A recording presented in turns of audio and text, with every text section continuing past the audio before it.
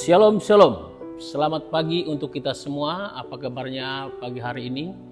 Saya percaya kita semua bahagia dan senang pada hari ini. Kita bertemu lagi di saat teduh berkemenangan. Mari kita awali hari ini bersama dengan Tuhan, membaca dan merenungkan firman Tuhan. Mari kita berdoa. Tuhan Yesus, kami bersyukur untuk kasih karunia Tuhan, anugerah Tuhan yang begitu besar dan luar biasa dalam kehidupan kami. Engkau Tuhan yang selalu ada bersama dengan kami dan kami percaya Engkau tidak pernah meninggalkan kami.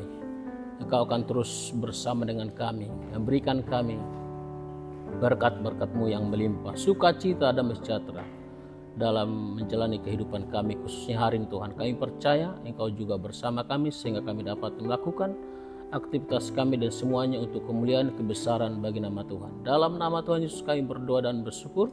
Amin. Baik Bapak Ibu Saudaraku yang kasih dalam Tuhan, firman Tuhan bagi kita pada pagi hari ini terambil dari Amsal pasal yang kedua ayat ke-6. Demikian firman Tuhan. Karena Tuhanlah yang memberikan hikmat, dari mulutnya datang pengetahuan dan kepandaian. Karena Tuhanlah yang memberi hikmat.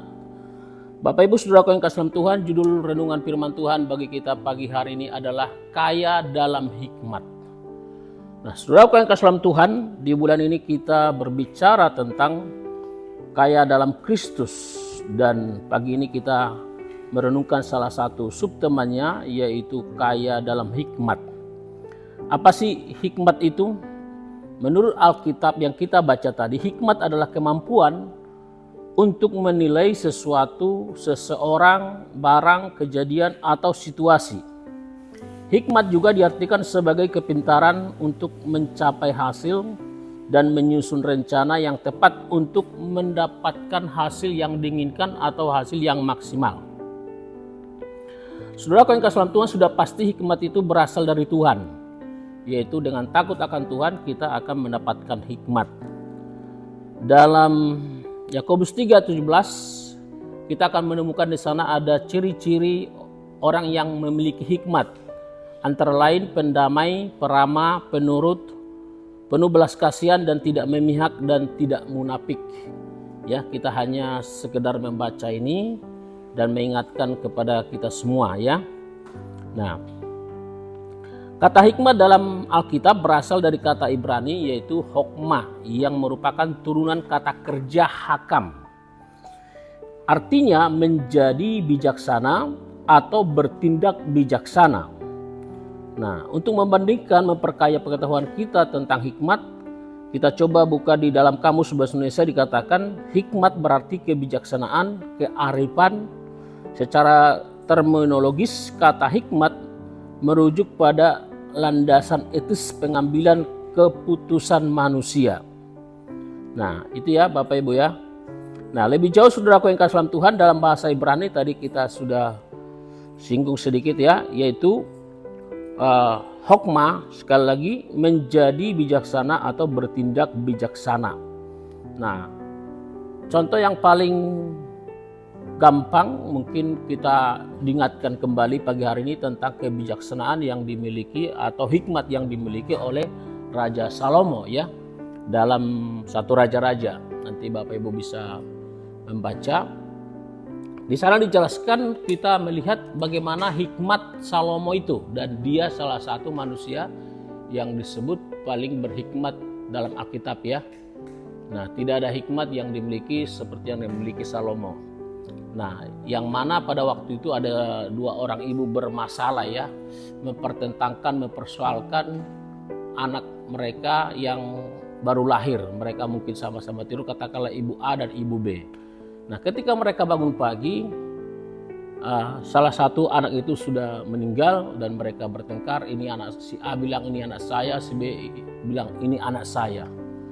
Lalu diperhadapkan kepada orang yang bijaksana, tapi mereka tidak menemukan cara. Tapi ketika dibawa kepada Salomo, saudaraku yang kasih dalam Tuhan, Salomo mengambil anak itu dan minta pedang. Anak itu diangkat di antara kedua ibu itu dan ingin dibunuh. Dibelah dua aja kalau begitu ya, satu bagian untuk ibu, satu bagian untuk ibu yang satu lagi atau ibu A, ibu B.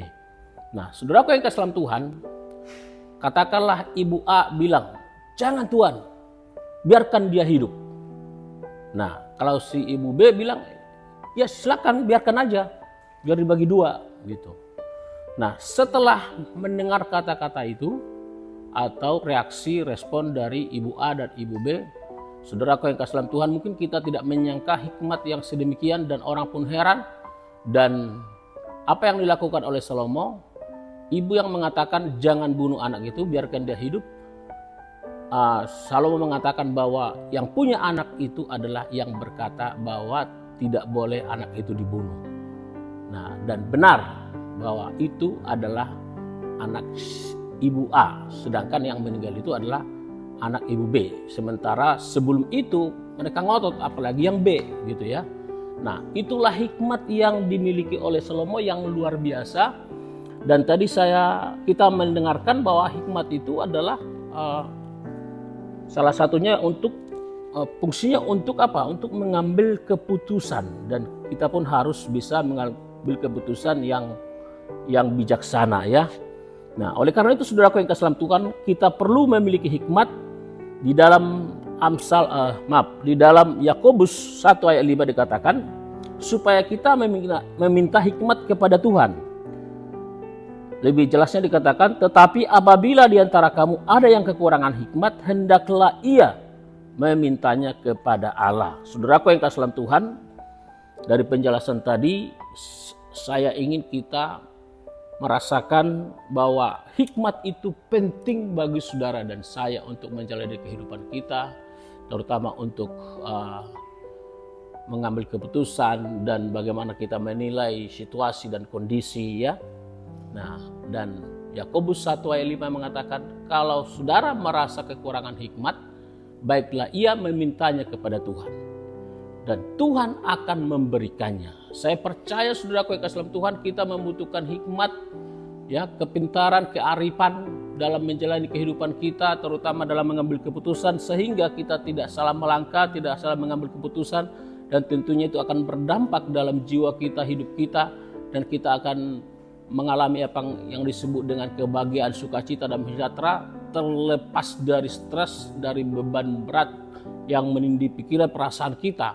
Sebab seseorang apabila salah mengambil keputusan, maka dia mungkin akan merasa stres, akan merasa tertekan. Tapi dengan hikmat yang diberikan oleh Tuhan, kita dapat mengambil keputusan dengan bijaksana, sehingga kita bebas terlepas dari rasa stres, dari tekanan, sehingga kita mengalami yang namanya bahagia dan damai sejahtera. Kiranya kebenaran firman Tuhan memberkati kita pada pagi hari ini. Dan saya akhiri dengan membaca satu quotes dari seorang hamba Tuhan yang bernama Jack Hayford. Kekayaan sejati adalah kekayaan dalam Roh Kudus yang memenuhi kita dengan kasih, sukacita, dan damai sejahtera. Amin. Untuk firman Tuhan kita berdoa. Tuhan Yesus, terima kasih untuk kebenaran firman-Mu. Kiranya kebenaran firman-Mu yang kami dengarkan hari ini kaya dalam hikmat. Tuhan memberikan hikmat kepada kami sehingga kami bisa menjalani kehidupan kami lebih baik lagi, dan kami dapat menyenangkan Tuhan, memuliakan Tuhan dalam kehidupan kami. Jika di antara kami pendengar ada yang memiliki Tuhan masalah yang besar dalam hidupnya, atau mengalami tekanan Tuhan, mungkin merasa stres Tuhan, Tuhan kami mohon kepadamu, bebaskan setiap kami, lepaskan kami Tuhan. Biarlah kami merdeka dalam Kristus dan kami menikmati sukacita dan kebahagiaan surgawi, sukacita yang diberikan oleh Roh Kudus. Kami berdoa dalam nama Yesus. Kami menyerahkan hidup kami ke dalam tangan Tuhan. Tolong setiap kami Tuhan. Kalau di antara kami yang sakit Tuhan Engkau sembuhkan, yang lemah Engkau kuatkan, yang berduka Engkau hiburkan. Biarlah Engkau Tuhan menolong kami apapun pergumulan dan persoalan kami. Kami percaya Engkau sanggup memberikan kami jalan keluar dan berkat bagi setiap kami. Terima kasih Tuhan Yesus, terima kasih. Bagimulah segala hormat dan kemuliaan, dan hamba percaya, kami percaya Engkau sudah mengampuni segala dosa kami, dan Engkau siap menolong dan memberkati kami. Terima kasih Tuhan, terima kasih dalam nama Tuhan Yesus kami berdoa dan bersyukur. Haleluya, amin. Saudaraku yang kasih dalam Tuhan, demikian kebenaran firman Tuhan untuk kita pagi hari ini. Kiranya kebenaran firman Tuhan memberkati setiap kita Mari berjalan dalam hikmat yang dari Tuhan. Amin untuk firman Tuhan. Shalom.